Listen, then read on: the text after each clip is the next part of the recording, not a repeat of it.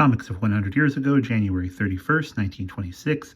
It's Polly and Her Pals by Cliff Sterrett. In our above the title panel, we see Pa in his coat and derby holding a cane looking into the eyes of a house that says beware of cat on it as the cat's eyes peer out of it.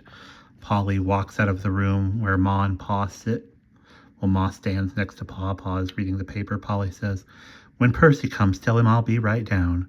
Ma says, "Land's sakes, is he coming again tonight?" "Why don't he move his trunk over?" asks Pa. Pa folds his paper down as Ma marches past with her head in one hand and her other hand holding the elbow that holds her head. Pa says, "I've told her I wouldn't have that young squirt here 7 nights a week." Ma says, "You might as well save your breath. I've argued myself hoarse." Pa begins to stand up and says, "I'm going to insult the darn dude so he'll never darken our door again." "Don't be a pill, Pa," says Ma as she holds her hands on her hips. Pa sits in his chair with his hand on his knees as Ma walks out of the room saying, "The surest way to make a girl champeen a feller is to abuse him." The Chinese character chases Kitty into the room, and Kitty is holding a very large bone. The character yells in Chinese at him, and Pa says, "What the?"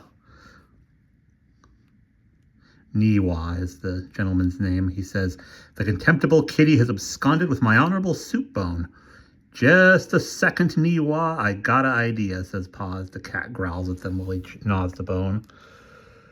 "Come, Kitty, Kitty, want to go out on the porch?" Pa says as he holds the door open into the dark night with its fingernail moon. Niwa says, "Beg pardon, sir, but is this not establishing an honorable, unmoral precedent?"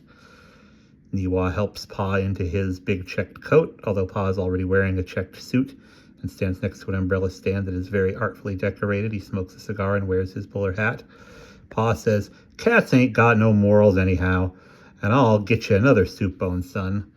He sits on the porch smoking a cigarette, prodding the cat's bone while the cat fits and gurgurs at him. Pa says, "Attaboy, Kitty, growl your darndest." Enter Percy in a big fur coat and striped pants. "Hello, Percy, come right in," says Pa as the cat continues to growl at the bone. Him, isn't that brute dangerous?" asks Percy. "Who, him? Not now, he ain't," says Pa as he lights his smoke up again. The cat continues to growl. Percy's eyes get wide and he disappears in a series of lines as Pa says, "He ain't quite finished with Polly's last caller yet. Grr," the cat continues.